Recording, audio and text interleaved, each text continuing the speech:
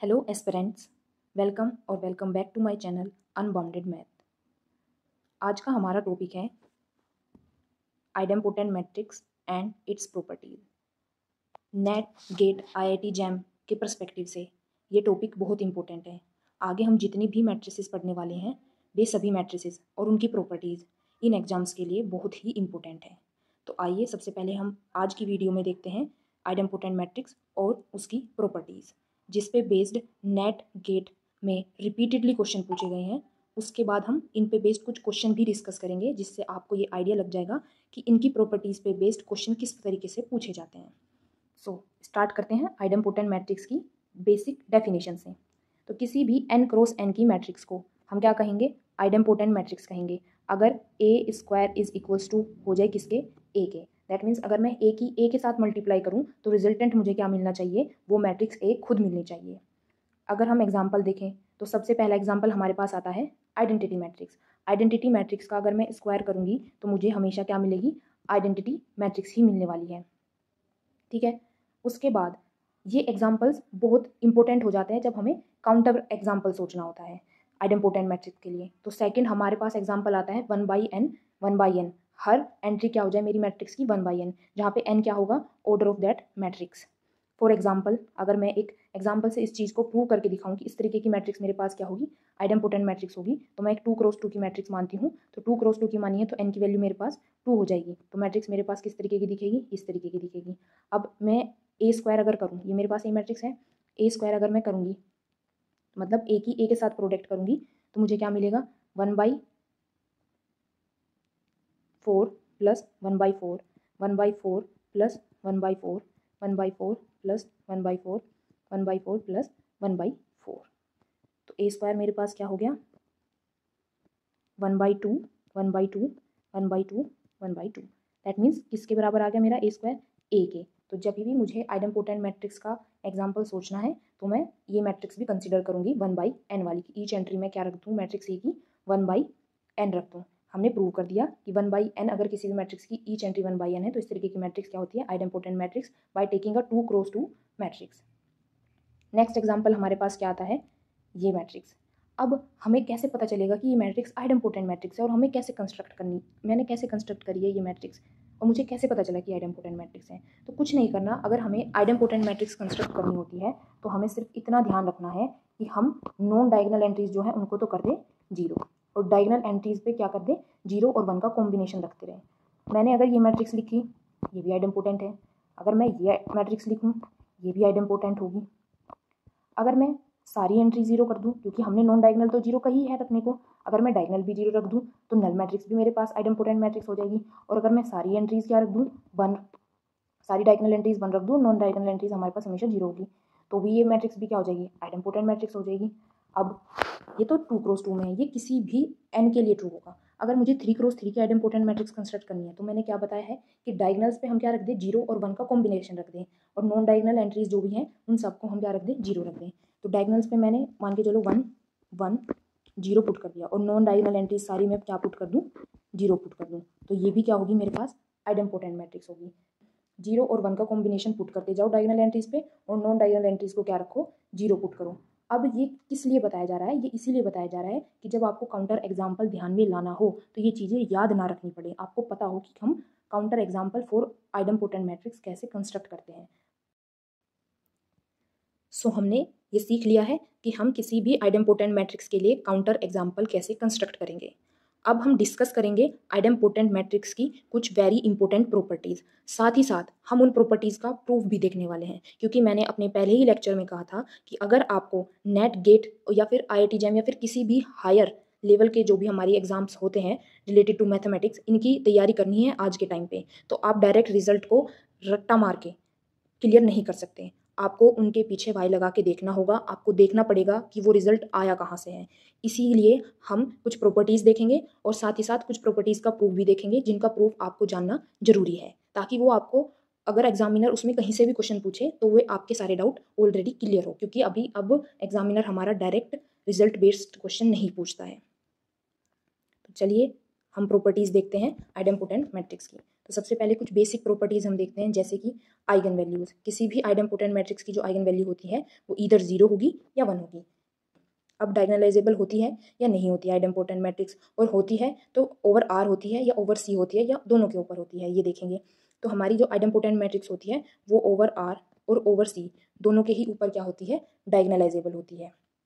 Next property हमारे पास आती है कि ट्रेस ऑफ ए, अगर ए आइडेम्पोटेंट मैट्रिक्स है तो इसका ट्रेस किसके इक्वल होगा। हमें ये तो पता है कि ट्रेस ऑफ ए किसके इक्वल होता है, सम ऑफ आइगन वैल्यूज के, लेकिन इन आइडेम्पोटेंट मैट्रिक्स में ट्रेस ऑफ ए किसके बराबर हो जाता है, रैंक ऑफ मैट्रिक्स ए के।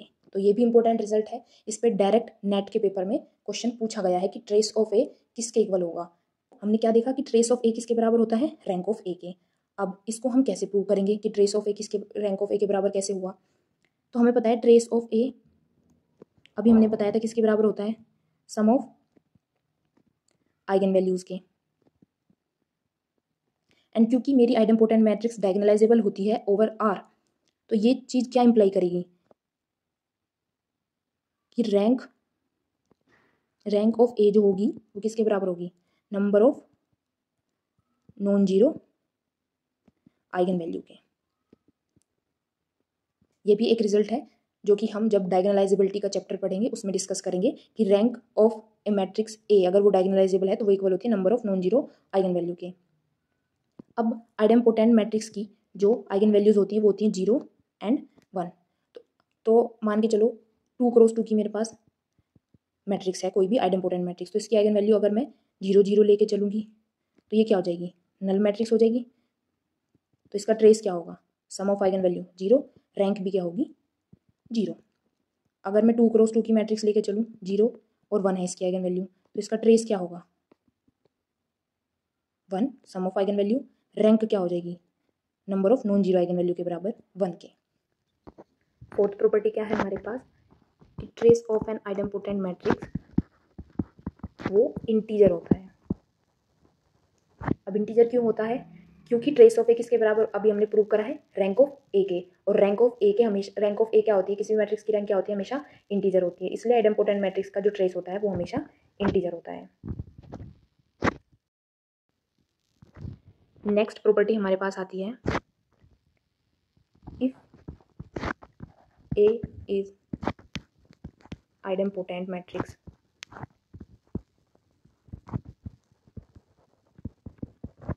then I minus A is also idempotent.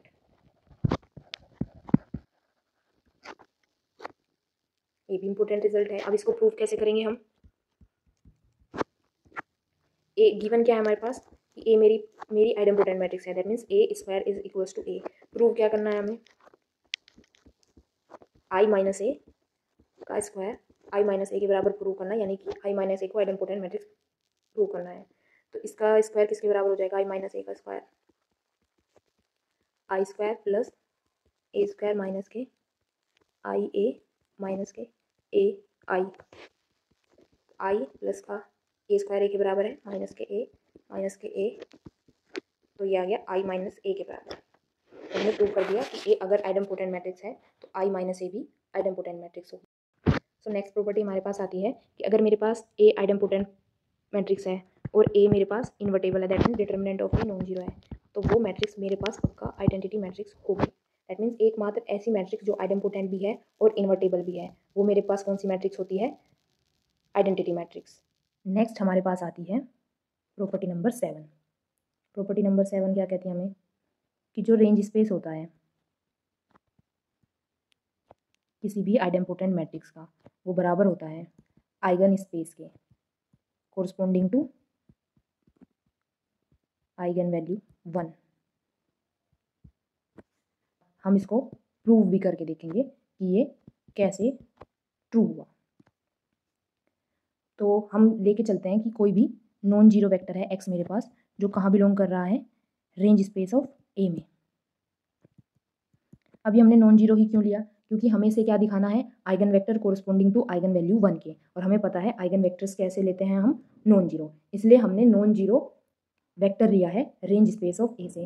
And bye the definition of range space हमें क्या पता है कि वहाँ पे एक y ऐसा एग्जिस्ट करेगा Rn में सच दैट जिसकी जो इमेज होगी वो क्या होगी, ये एक्स वेक्टर होगा। ये रेंज स्पेस की डेफिनेशन होती है हमारे पास। अब अगर मैं दोनों साइड इसके ऊपर ए ऑपरेट कर देती हूँ तो मुझे ये इक्वेशन मिलेगी। एंड क्योंकि मेरी मैट्रिक्स आइडेम्पोटेंट मैट्रिक्स है तो ए ऑफ वाई किसके बराबर आ गया, ए ऑफ एक्स के। एंड यहाँ ऊपर हमने क्या देखा है कि ए ऑफ वाई मेरा किसके बराबर है, एक्स के, तो ए ऑफ एक्स किसके बराबर आ गया, एक्स के। या फिर हम इसको लिख सकते हैं 1 इंटू एक्स के। तो ये हमें क्या दिखाता है कि एक्स मेरा क्या हो गया, आइगन वेक्टर हो गया, कोरस्पॉन्डिंग टू आइगन वैल्यू 1। और एक्स हम क्या लेके चले थे, कोई भी आर्बिट्रेरी वेक्टर लेके चले थे रेंज स्पेस ऑफ ए से, और उसको हमने दिखा दिया कि ये क्या बन गया, eigen vector corresponding to eigen value 1। तो ये जो हमारी प्रॉपर्टी है ये प्रूव हो गई। सो 8th प्रॉपर्टी हमारे पास क्या आती है कि null space and range space of an idempotent matrix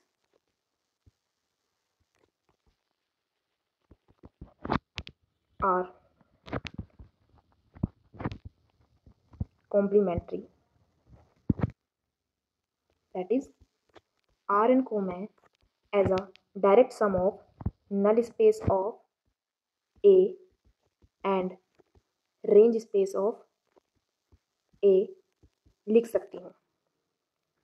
तो A अगर मेरे पास कोई भी आइडेम्पोटेंट मैट्रिक्स होगी तो मैं Rn को as a direct sum of null space of A and range space of A लिख पाऊंगी। हमें पता है कि हम Rn को always as a direct sum of null space of A and row space of A हमेशा लिख सकते हैं, लेकिन direct sum of range space of A और नल स्पेस ऑफ A कब लिख पाएंगे, जब मैट्रिक्स मेरे पास क्या हो, आइडेम्पोटेंट मैट्रिक्स हो। तो इस रिजल्ट का प्रूफ हम कैसे देखेंगे, पहले हम ये देखेंगे कि कॉम्प्लीमेंट्री सब स्पेसेस कैसे होते हैं।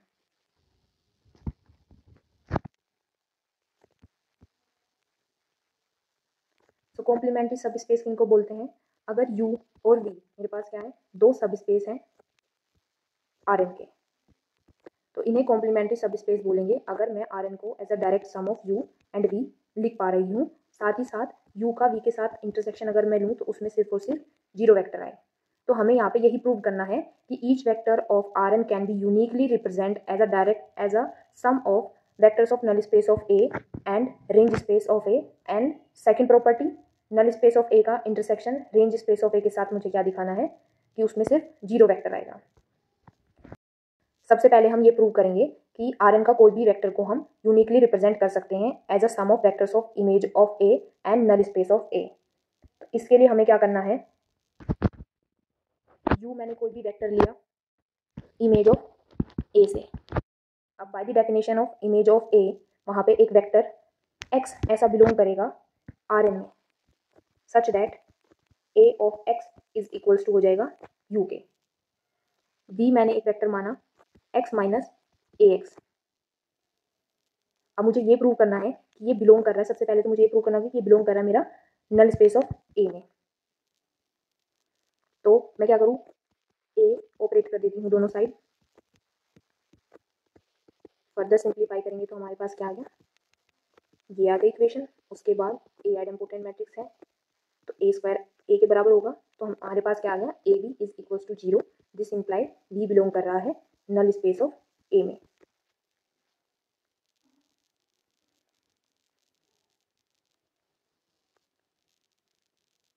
सो x मेरा Rn का कोई भी वेक्टर था, x को मैं अब कैसे लिख सकती हूँ, u प्लस v की फॉर्म में लिख सकती हूँ, जहाँ पे u मेरा कहाँ से बिलोंग कर रहा है, इमेज ऑफ A से, और v null space of A से। u क्या है मेरे पास, A ऑफ x, v क्या है मेरे पास, x minus A of x, तो क्या आ गया मेरे पास x, जो कि क्या है Rn का वेक्टर है। Rn से मैं कोई भी आर्बिट्रेरी वेक्टर लेके चली थी x, और उसको मैंने रिप्रेजेंट कर दिया है as a sum of vectors of image of A and null space of A। अब मुझे प्रूव करना है कि image of A intersection null space of A क्या है, 0 है। तो इस प्रॉपर्टी को प्रूव करने के लिए मैंने कोई भी आर्बिट्रेरी वेक्टर माना कि वो इनके इंटरसेक्शन में बिलोंग कर रहा है। फर्स्ट क्या है, x मेरा इमेज ऑफ A में बिलोंग कर रहा है, इमेज ऑफ A में बिलोंग कर रहा है, अगेन y बिलोंग करेगा Rn में, such that A of y is equals to x। Second, क्योंकि इंटरसेक्शन में जा रहा है तो x मेरा नल स्पेस ऑफ A में भी जाएगा, यहाँ से क्या आएगा मेरे पास, A of x is equals to 0। Now first से हम x की वैल्यू उठा के यहाँ पे पुट कर देंगे, तो A of y is equals to 0, that means A square of y is equals to 0। A idempotent matrix है तो ए ऑफ वाई 0 हो जाएगा, लेकिन फर्स्ट से मेरे पास क्या है, ए वाई एक्स के बराबर है, तो एक्स के आगे मेरे पास 0 वेक्टर आ गया। दिस इम्प्लाई कि जो एक्स मैं लेके चली थी इन के इंटरसेक्शन में वो क्या है, मेरे पास सिर्फ और सिर्फ 0 वेक्टर है। तो by proving these two properties हमने क्या प्रूव कर दिया कि image of A and range space of A किसी भी आइडेम्पोटेंट मैट्रिक्स के लिए कॉम्प्लीमेंट्री सब स्पेस होते हैं। दैट मीन्स आर एन को मैं as a direct sum of null space of A and range space of A लिख सकती हूँ अगर ए मेरे पास आइडेम्पोटेंट मैट्रिक्स है। इस पे बेस्ड क्वेश्चन रिसेंटली नेट में पूछा गया है, वो क्वेश्चन हम इस वीडियो के एंड में डिस्कस करेंगे। नाउ नेक्स्ट हमारे पास प्रॉपर्टी निकल के आती है, प्रॉपर्टी नंबर 9। ए अगर मेरे पास आइडेम्पोटेंट मैट्रिक्स है तो range space of A and null space of I minus A बराबर होगा, और इसका कन्वर्स भी ट्रू है। ठीक है, तो A is idempotent matrix if and only range space of A is equals to null space of I minus A. इसको कैसे प्रूव करेंगे हम, पहले हम फॉरवर्ड प्रूफ देखेंगे कि अगर मेरे पास आइडेम्पोटेंट मैट्रिक्स गिवन है तो मैं प्रूव करूंगी कि रेंज स्पेस ऑफ ए बराबर होगा null space of I minus A के। जब भी हमें दो सेट हो जाए या सब स्पेस हो जाए या वेक्टर स्पेस हो जाए उनको बराबर दिखाना है, तो हम हमेशा कैसे दिखाते हैं कि वे एक दूसरे को कंटेन कर रहे हो। तो सबसे पहले मैं दिखाऊंगी कि रेंज स्पेस ऑफ ए, तो पहले स्टेप में हम क्या दिखाएंगे कि रेंज स्पेस ऑफ ए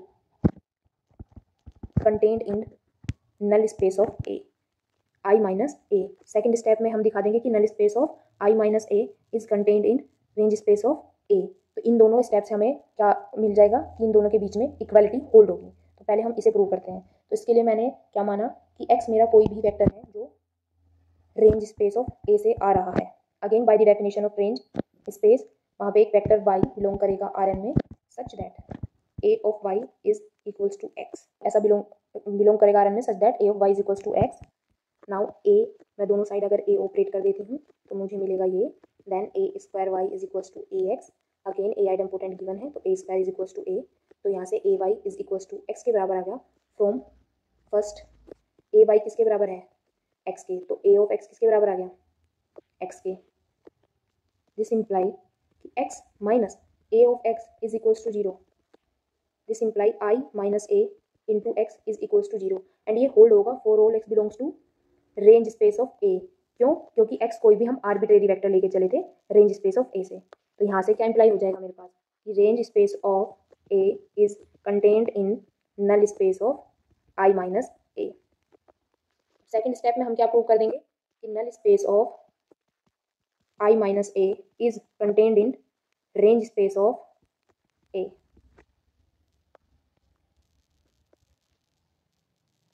तो इसके लिए मैं अब x एक वेक्टर लेके चलूंगी null space of I minus A से और दिखा दूंगी ये रेंज स्पेस ऑफ ए में जा रहा है। अब ये वेक्टर मेरा null space of I minus A में जा रहा है, तो इसका मतलब क्या होगा, I minus A X is equals to 0।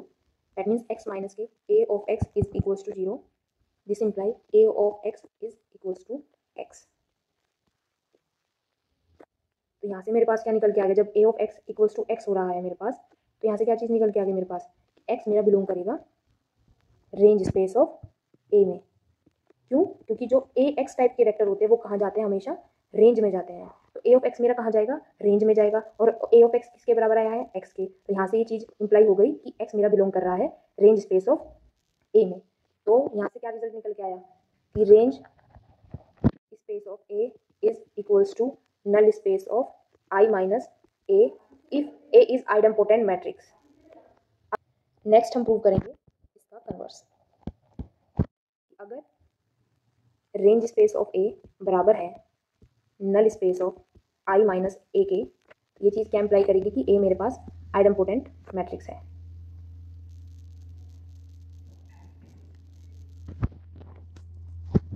तो इसको कैसे प्रूव करेंगे कि एक्स मैं कोई भी आर एन से वेक्टर लेके चली, तो ए ऑफ एक्स मेरा कहाँ पे बिलोंग करेगा, रेंज स्पेस ऑफ ए में by definition. And range space of A किसके बराबर है, null space of I minus A के। तो ए ऑफ एक्स मेरा किस में बिलोंग कर गया, null space of I minus A में। सो यहाँ से क्या चीज़ इंप्लाई करेगी मेरे पास, ये 0 के बराबर होगा। फर्दर इसको सिंप्लीफाई करेंगे तो A of X minus A square X equals to 0। This imply A square X is equals to A of X for all X belongs to R N, क्योंकि आर एन मेरे पास क्या था, arbitrary था। And यहाँ से मैं क्या कह सकती हूँ कि ए square is equals to A. तो हमने कन्वर्स भी प्रूव कर दिया है कि अगर रेंज स्पेस ऑफ ए बराबर है null space of I minus A के किसी भी मैट्रिक्स के लिए, तो वो मैट्रिक्स क्या होगी मेरे पास, आइडेम्पोटेंट मैट्रिक्स होगी। सो अब हम एक क्वेश्चन देखने वाले हैं जो कि बेस्ड है आइडेम्पोटेंट मैट्रिक्स की जो प्रॉपर्टीज़ हमने ऊपर डिस्कस करी है उन पे। तो ये क्वेश्चन हमारा पूछा गया है CSIR नेट 2020 में। तो क्वेश्चन में हमें क्या दिया गया है, M मेरे पास कोई भी n क्रॉस n की मैट्रिक्स है। M ना तो मेरे पास नल मैट्रिक्स है, ना ही मेरे पास आइडेंटिटी मैट्रिक्स है, और M मेरे पास आइडेम्पोटेंट दे दी क्योंकि M is equals to M square है। हमसे पूछा क्या है कि which of the following statements are true. तो ये पार्ट सी का क्वेश्चन है क्योंकि which of the following statements are true पूछा है हमसे। पहला ऑप्शन क्या कहता है हमें कि जो नल स्पेस होगा आइडेम्पोटेंट मैट्रिक्स का वो क्या होता है, आइगन स्पेस होता है कोरस्पोंडिंग टू आइगन वैल्यू 0। तो ये स्टेटमेंट तो हर तरीके की मैट्रिक्स के लिए ट्रू होता है क्योंकि नल स्पेस मेरा क्या होता है, आइगन वैल्यू 0 के कोरस्पोंडिंग आइगन स्पेस होता है। सेकंड ऑप्शन क्या कहता है कि x अगर मेरा कॉलम स्पेस में से कोई वेक्टर ले रहे हैं और वो नॉन जीरो भी है। अब ये नॉन जीरो ही क्यों लिखा उसने, ये कुछ ऑप्शन का अगला पार्ट बताएगा हमें। Then x is an eigen vector of m corresponding to the eigen value 1। इसने ये कॉलम स्पेस ऑफ m का नॉन जीरो वेक्टर लिया है x, क्योंकि उसने आगे ऑप्शन में आइगन वेक्टर की बात करी है, और जब जब हमें आइगन वेक्टर की बात करनी होती है तो हमें x को नॉन जीरो लेके चलना पड़ता है, इसलिए उसने यहाँ पे x को नॉन जीरो बोला है ऑलरेडी। तो हर एक वर्ड का अपना मीनिंग होता है नेट के क्वेश्चन में, हर एक वर्ड का। तो ये जो सेकंड ऑप्शन है वो हम अभी ऊपर डिस्कस करके आए हैं, प्रूव भी करके आए हैं। तो जो ये मैंने प्रॉपर्टीज पढ़ाई है ऐसा नहीं है कि ये कहीं नहीं पूछी गई है, इतने बड़े बड़े प्रूव करा दिए मैम आपने। तो प्रूफ तो मैंने इसलिए बताए हैं ताकि आपको पता रहे कि ये प्रॉपर्टीज आई कहाँ से है। डायरेक्ट इनको याद करने में और ये पता होने में कि ये कैसे ड्राइव्ड की गई है प्रॉपर्टी, अंतर होता है। अगर आप इनको सिर्फ याद कर लोगे तो आप चांसेस है कि आप इनको टाइम के साथ भूल जाओगे, लेकिन अगर आपने एक बार ये देख लिया कि ये ड्राइव कैसे की गई है तो फिर आपके ये माइंड में एकदम सेट हो जाएंगी प्रॉपर्टीज। और इस पर बेस्ड डायरेक्ट क्वेश्चन पूछे गए हैं, आप इनको काउंटर एग्जाम्पल से कर ही नहीं सकते, और करने जाओगे तो बहुत टाइम लगा दोगे। अब लास्ट ऑप्शन देखते हैं हम, फोर्थ ऑप्शन। फोर्थ ऑप्शन में क्या कहता है कि Rn को हम as a direct sum of column space of M और नल स्पेस ऑफ M लिख सकते हैं या नहीं। लिख सकते हैं क्योंकि M मेरी आइडेम्पोटेंट मैट्रिक्स है, अभी हम ऊपर इसको भी डिस्कस करके आए हैं। तो एक ऑप्शन हमारा इसमें बचता है जो हमारी प्रॉपर्टीज से अलग है। कौन सा, तीसरा। तीसरे ऑप्शन को अब हम यहाँ पे डिस्कस कर लेते हैं। इसमें क्या कहा गया है कि x मेरा कोई भी नल स्पेस ऑफ M का वेक्टर है। कहता है कि x मेरा क्या होगा, फिर आइगन वेक्टर होगा corresponding to eigen value 1। x मेरा corresponding to eigen value 1 eigen vector होगा, ये हमें दिखाना है। अगर x मेरा नल स्पेस ऑफ M से नहीं आ रहा है, ये यहाँ पे नोट आएगा। अगर x मेरा नल स्पेस ऑफ M से नहीं आ रहा है तो x मेरा आइगन वेक्टर होगा कोरस्पोंडिंग टू आइगन वैल्यू 1। तो मतलब ये हमसे क्या दिखवाना चाहता है कि x मेरा कॉलम स्पेस ऑफ M में बिलोंग करेगा, क्योंकि आइडेम्पोटेंट मैट्रिक्स के लिए कॉलम स्पेस ऑफ M बराबर होता है eigen space corresponding to eigen value 1। तो बेसिकली ये कहना चाहता है कि अगर कोई मेरा वेक्टर नल स्पेस में नहीं बिलोंग कर रहा है तो वो कॉलम स्पेस में बिलोंग करेगा, जबकि ये रॉन्ग स्टेटमेंट है। क्यों, क्योंकि अगर x मेरा नल स्पेस ऑफ M से नहीं आता तो क्या इम्प्लाई होता है कि M ऑफ x बिलोंग करेगा मेरे पास कॉलम स्पेस ऑफ M में, ना कि x बिलोंग करेगा कॉलम स्पेस ऑफ M में। और इसको हम कैसे प्रूव करेंगे, x मेरा नल स्पेस से नहीं आ रहा है वेक्टर। इसका मतलब क्या हुआ कि अगर मैं इसको इसके ऊपर मैट्रिक्स M ऑपरेट करूंगी तो मुझे क्या मिलेगी, नॉन जीरो वैल्यू मिलेगी। नॉन जीरो वेक्टर हमने मान लिया, ये नॉन जीरो वेक्टर y के बराबर है, जहाँ पे y नॉन जीरो वेक्टर होगा क्योंकि x मेरा नल स्पेस ऑफ M से नहीं आ रहा है। अब अगर मैं अगेन दोनों साइड क्या कर दूँ, M मैट्रिक्स ऑपरेट कर दूँ तो मुझे ये मिलेगा। अगेन आइडेम्पोटेंट मैट्रिक्स हमें दी गई है तो M of x equals to किसके बराबर आ गया, M ऑफ y के, एंड M ऑफ y किसके बराबर आ गया, y के यहाँ से, क्योंकि M ऑफ x किसके बराबर है, y के, तो M ऑफ y किसके बराबर आ गया, y के। दिस इम्प्लाई y क्या हो गया मेरे पास, eigen vector corresponding to eigen value 1। तो यहाँ से क्या इम्प्लाई हुआ मेरे पास कि M ऑफ x बिलोंग करेगा कॉलम स्पेस ऑफ M में, ना कि x, ना कि x। तो थर्ड ऑप्शन भी हमने प्रूव कर दिया है कि x अगर मेरा नल स्पेस ऑफ M में बिलोंग नहीं कर रहा है तो जरूरी नहीं है कि वो आइगन वैल्यू 1 के कोरस्पोंडिंग आइगन वेक्टर होगा। सो इस क्वेश्चन से आप ये आइडिया लगा सकते हैं कि आज के टाइम पे नेट के एग्जाम में कितने डीप कॉन्सेप्ट बेस्ड क्वेश्चन पूछे जाते हैं। सो इस क्वेश्चन के सारे ही ऑप्शन हमने डिटेल में डिस्कस कर लिए हैं। सो आगे इसी तरीके की और जो हमारी मैट्रिक्स होती हैं, जैसे इन्वोल्यूटरी होगी, परमुटेशन मैट्रिक्स होगी, नल मैट्रिक्स होगी, उनकी प्रॉपर्टीज़ भी हम डिस्कस करने वाले हैं डीपली, और उन पे बेस्ड पूछे गए क्वेश्चंस को भी हम डिस्कस करेंगे। तो अगर आपको मेरी वीडियोस पसंद आती है तो मेरे चैनल को आप सब्सक्राइब कर सकते हैं, वीडियो को लाइक कर सकते हैं और शेयर कर सकते हैं। Thank you.